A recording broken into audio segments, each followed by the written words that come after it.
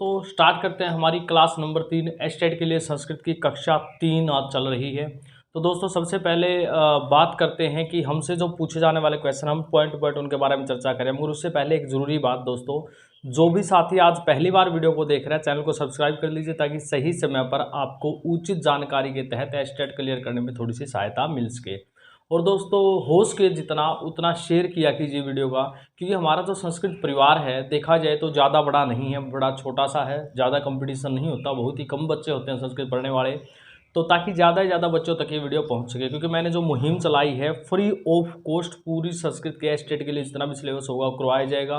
तो बस उस मुहिम में आपसे मैं कुछ नहीं मांग रहा कि कुछ पैसा वगैरह कुछ नहीं, ऑनलाइन फ्री ऑफ कॉस्ट आपका बैच चल रहा है। बस इतना सा कह रहा हूँ कि वीडियो को ज़्यादा से ज़्यादा संस्कृत वाले बच्चों तक शेयर कीजिए ताकि उनका भला हो सके। और हमें एक प्रोत्साहन बस यही मिलता है कि वीडियो को अगर इतना देखा गया है तो साफ सी बातें इंपॉर्टेंट है और वो बनाते रहते हैं, उससे हमें एक प्रकार से ऊर्जा मिलती है नई वीडियो बनाने की। ओके दोस्तों, तो चलिए स्टार्ट करते हैं। दोस्तों अब बात आती थी पद संज्ञा की, कि पद संज्ञा करने वाला सूत्र कौन सा है और ये पद संज्ञा होती क्या है। ठीक है, सबसे पहले मैं आपको बता दूं, एक तो हमारे पास होता है शब्द, एक तो क्या होता है शब्द, एक तो होता है हमारे पास शब्द और एक होता है पद। वैसे देखा जाए दोनों एक ही जैसे होते हैं मगर दोनों अलग अलग होते हैं। शब्द जो होता है वो स्वतंत्र होता है और उसका अर्थ भी होता है। पद, अर्थ तो पद का होता है मगर स्वतंत्र नहीं होता। जब कोई शब्द वाक्य के अंदर प्रयोग कर दिया जाए तो वो शब्द पद का बन जाता है। क्या बन जाता है? पद। जब कोई शब्द वाक्य के अंदर आ जाए तो वो क्या कहलाता है? पद कहलाता है। बात समझ में आई?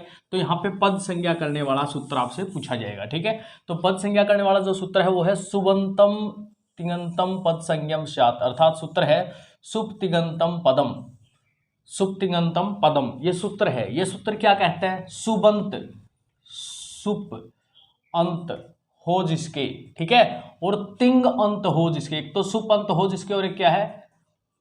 तिंग अंत हो जिसके।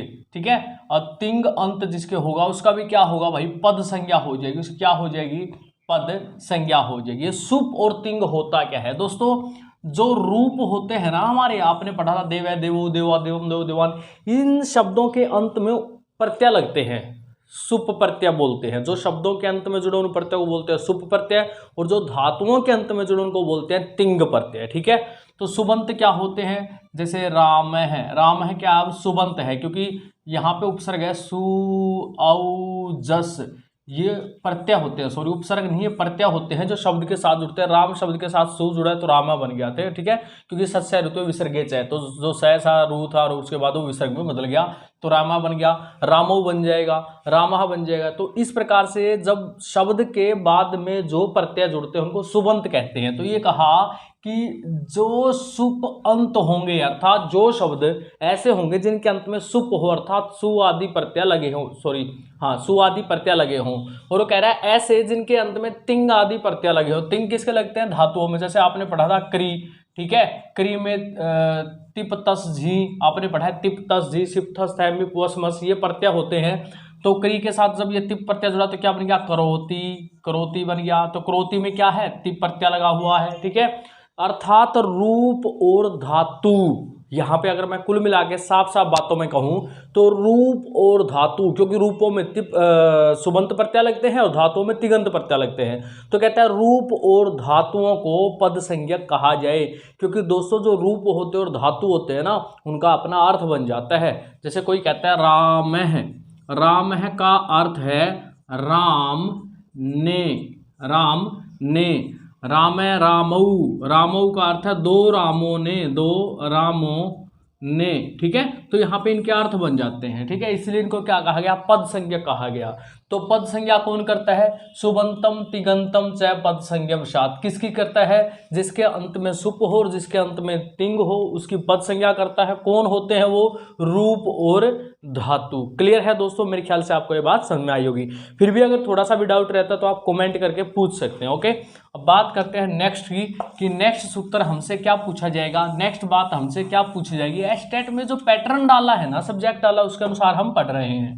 उसके बाद हमसे पूछा जा सकता है संहिता संज्ञा। इससे पहले हमने पढ़ी थी संयोग संज्ञा, इससे पहले हमने जो पढ़ी थी संयोग संज्ञा, हमने कहा था दो व्यंजनों को जब मिलाएंगे तो वो संयोग हो जाएगा।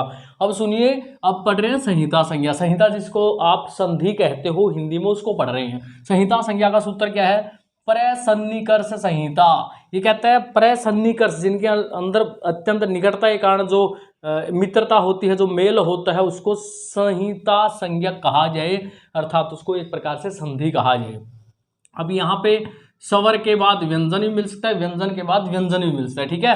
अर्थात जैसे मैं यहाँ पे लिखूँ मधु प्लस अरि, ठीक है, तो अत्यंत निकटवर्ती कौन से हो गए भाई, ऊ की मात्रा और ये अ की मात्रा, क्योंकि प्लस के इस साइड जस्ट ऊ की मात्रा है और उस साइड अ की मात्रा, जब इनका मेल होगा ऊ प्लस अ यन संधि हो जाएगी, ऊ का बन जाएगा व, तो म आधा ध व और रियो कायो मधुरी शब्द बन जाएगा, तो ये कहलाएगा संहिता संज्ञा। क्यों? क्योंकि यहाँ पे संधि हुई है, संधि हुई है दो वर्णों के अत्यंत निकट आने से, ठीक है, तो ये होता है हमारा संहिता संज्ञा। सूत्र कौन सा है, प्रसन्निकर्ष संहिता। क्वेश्चन इस प्रकार से पूछा जाता है कि क्वेश्चन देगा संहिता संज्ञा करने वाला सूत्र कौन सा है, या क्वेश्चन देगा इसमें कौन सी संज्ञा हुई है मधुवरी में, तो कौन सी हुई है, संहिता संज्ञा हुई है, संहिता हुई है यहाँ पे दोनों के बीच में, ठीक है। वो ऑप्शन देगा संयोग संज्ञा, संहिता संज्ञा, तो हमें पता है ये संहिता हुई है, ठीक है। और जब दो वर्ण आपस में मिलते हैं कोई परिवर्तन नहीं होता है, एक प्रकार से संयोग में जुड़ जाते हो तो संयोग संज्ञा होती है, और यहाँ पे क्या है कुछ परिवर्तन हो जाते हैं, इसलिए इसको संहिता संज्ञा कहा जाता है। ओके दोस्तों, मेरे ख्याल से समझ में आया,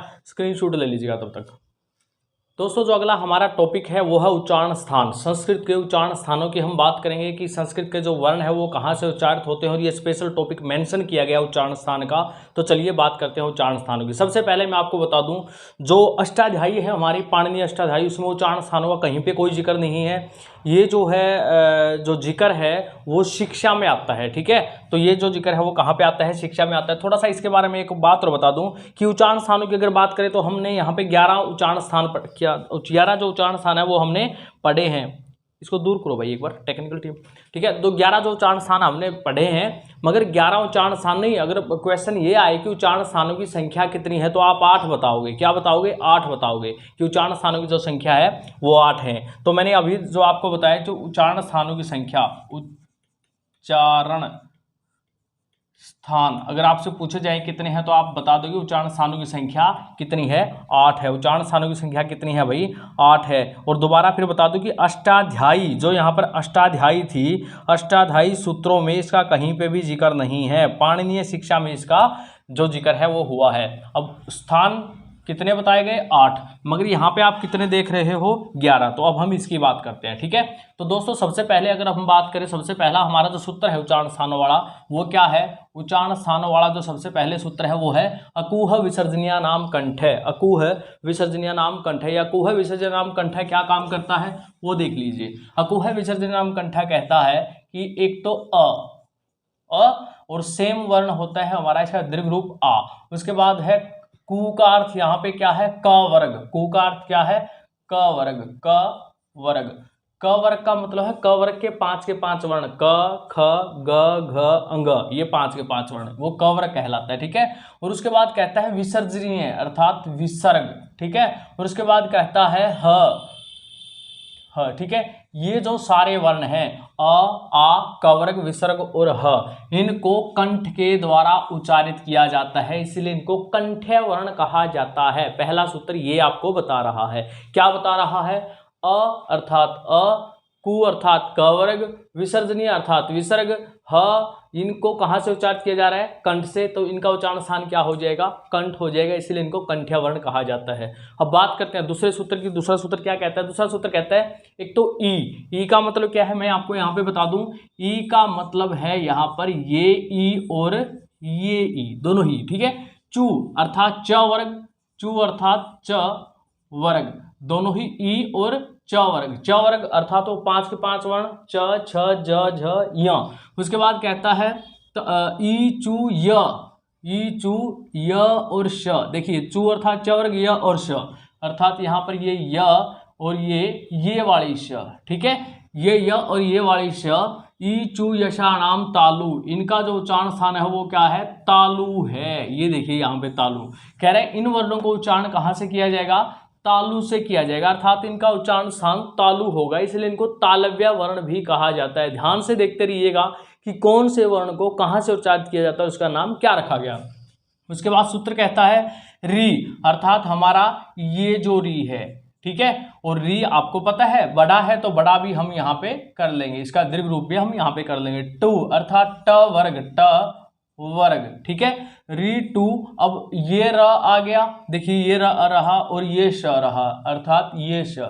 री टू रसाणाम मूर्धा, इन वर्णों को कहाँ से उच्चारित किया जाता है, इन वर्णों का उच्चारण मूर्धा से होता है, इसीलिए इनको मूर्धन्य वर्ण भी कहा जाता है, ध्यान रखिएगा। अब सबसे ज्यादा जरूरी आपके लिए ये हो गया, क्योंकि यहाँ पे क्या है, लरी स्वर आ गया, क्योंकि जब हिंदी में आपने उच्चारण स्थान किए तो वहां पे लरी नाम का कोई स्वर नहीं था, री ही था, तो यहाँ पे क्या आ गया, लरी स्वर आ गया। लरी तू अर्थात त वर्ग, तू का मतलब यहाँ पे क्या हो गया, जैसे यहाँ पे ट वर्ग हो गया, च वर्ग हो गया, क वर्ग हो गया, तो यहाँ पे तू का मतलब क्या हो जाएगा, त वर्ग। अब ये कह रहा है ये ल और ये स, अर्थात ल और ये दंत्य स, ठीक है। तो इनका जो उच्चारण स्थान है इसने क्या बताया, दंत, इसने कहा कि इनको दंत से उच्चारित किया जाए, इसीलिए इनको दंत्य वर्ण भी कहा जाए। अब उसके बाद आई बारी ऊप उपधीयमानीय ओष्ठव, ये थोड़ा सा ध्यान से पढ़िएगा क्योंकि ये चीज आपने हिंदी में नहीं पढ़ी थी। अब ये कह रहा है ऊ, चाहे वो हर्षव हो चाहे वो दीर्घ हो, और पू अर्थात प वर्ग, पू का मतलब यहाँ पे क्या है, प वर्ग, ऊ का मतलब क्या, ऊ, और उपधीयमानीय, उपधीयमानीय अर्थात विसर्ग के बाद प या विसर्ग हो उसके बाद फ, ठीक है। इनका जो उपधीयमानीय, इनको क्या बोलते हैं, इन दोनों को बोलते हैं उपधीयमानीय, इन दोनों को बोला जाता है उपधीयमानीय, विसर्गों के बाद वाले प को और विसर्गों के बाद वाले फ को, तो इस प्रकार से, ठीक है, ये उपधीयमानीय कहलाते हैं। उपधीयम हो सकता है आपसे क्वेश्चन पेपर में पूछा जाए कि निम्न में से उपधीयमानीय कौन सा है, तो आपको पहचान हो, ठीक है, तो ये कहलाते हैं उपधीयमानीय। और इनको जो उच्चारण स्थान है वो क्या है, ओष्ठ है, अर्थात हम होठ यहाँ पे लिख सकते हैं, ठीक है। तो होठ, ओष्ठौ अर्थात होठ, होठों से उच्चारित होते हैं, इसलिए इनको ओष्ठ्य वर्ण भी कहा जाता है। उसके बाद बात आती है नेक्स्ट सूत्र की, वो कह रहा है य, ये य, और देखिएगा मैं यहाँ पे लिख देता हूं, य, म, अंग, ण, न और म। अब की बार इसने क्या किया, इसने प्रत्येक वर्ण को अलग अलग से लिख दिया, यमंगणना नाम, यमंगणना नाम कहां से, नासिका, अर्थात ये अंग, यमण, ये जो है ना, ये वर्ण वर्ग के पंचम वर्ण, इनको क्या कहा जाता है, वर्ग के 5 में जो वर्ण होते हैं उनका उच्चारण स्थान नासिका होता है, नासिका मतलब नाक होता है, अर्थात इनका उच्चारण नाक से निकलता है, ठीक है। उसके बाद दोस्तों आया हमारा नेक्स्ट सूत्र ने कहा ए दयितो, अर्थात ए और आई मतलब बड़ी ए जिसको आप बोलते हो, इन दोनों का जो उच्चारण स्थान है वो क्या होगा, कंठ तालु होगा। क्या होगा भाई, कंठ तालु, अर्थात ए और आई को कंठ और तालु से उच्चारित किया जाएगा, तो हम यहाँ पे क्या लिखेंगे, कंठ तालु, कंठ तालु होगा। अब आई बात ओ दौतो की, ओ दौतो का मतलब है, देखिए ओ और औ, ओ और दोस्तों औ, ये कह रहा है ओ और औ का उच्चारण स्थान जो होगा वो क्या होगा, कंठ ओष्ठ होगा, ओ और औ का उच्चारण स्थान कंठ ओष्ठ होगा, ये सूत्र कह रहा है। आगे क्या कह रहा है कि अकेला जो वह है वैकारस्य दंतोष्ठौ, अर्थात जो अकेला वह है, जो अकेला वह है वो दंत और ओष्ठ, ओष्ठ से उच्चारित हो गया, इसलिए इसको दंतोष्ठ वर्ण भी कहा जाता है। अब ये चीज भी आपको नई देखने को मिलेगी, ये कह रहा है जिह्वा मूल्यस्य जिह्वा मूलम, जिह्वा मूल्य किसको कहा जाता है, विसर्गों के बाद आए क, विसर्गों के बाद आए ख, अर्ध विसर्ग के बाद, ठीक है। तो ये क्या कहलाते हैं, ये जिह्वा मूल वर्ण कहलाते हैं, ये क्या कहलाते हैं, जिह्वा मूल। जिह्वा मूल वर्णों का उच्चारण स्थान जिह्वा मूल ही है, अर्थात जिह्वा का मूल भाग, जिह्वा की जड़, जिह्वा जहां से स्टार्ट होती है, तो इन वर्णों को जिह्वा मूल्य कहा जाता है। तो ये पेपर में पूछा जाता है कि निम्न में से उपधीयमानीय कौन सा है, उपधीयमानीय कौन सा है, और निम्न में से जिह्वा मूल्य कौन सा है, तो ये चीज आपको ध्यान से अलग से भी याद करके रखनी है, ठीक है। उसके बाद आया है नासिका अनुस्वारस्य, जो नासिका से उच्चारित होने वाला वर्ण और कौन सा है, अनुस्वार, अनुस्वार ये वाला भाई, ये कह रहा है कि अनुस्वार का उच्चारण भी नासिका से होगा। ये थे हमारे उच्चारण स्थान जो संस्कृत में पूछे जाते थे, संस्कृत में पूछे जाते थे, और अब भी नए पैटर्न के अनुसार, नए सिलेबस के अनुसार संस्कृत में पूछे जाएंगे, क्योंकि ये सिलेबस में ये टॉपिक डाला हुआ है, स्पेशल मेंशन किया है, उच्चारण स्थान होगा टीजीटी में भी और पीजीटी में भी। ध्यान दो, मैं सबसे पहले उन्हीं टॉपिक को करा रहा हूँ जो टीजीटी और पीजीटी दोनों में है। उसके बाद हम करेंगे पहले टीजीटी के फिर पीजीटी के, ठीक है। तो ये जो वीडियो अब चल रही है, क्लास जो चल रही है तीसरी, और टीजीटी पीजीटी दोनों में ही है विषय, ठीक है। तो हमने जो पढ़ा वो क्या था, उच्चारण स्थान। उच्चारण स्थान में अकुह विसर्जन नाम कंठ है, अर्थात ए आ क वर्ग ह और विसर्ग कंठ से उच्चारित होते हैं। तो ये ईचु नाम तालु, अर्थात ये ई च वर्ग य और श तालु से उच्चारित होते हैं। उसके बाद ऋटु नाम मूर्धा, री छोटा री बड़ा, अर्थात इसको हर्ष और दीर्घ बोलते हैं। ट वर्ग र और श मूर्धा से उच्चारित होता है।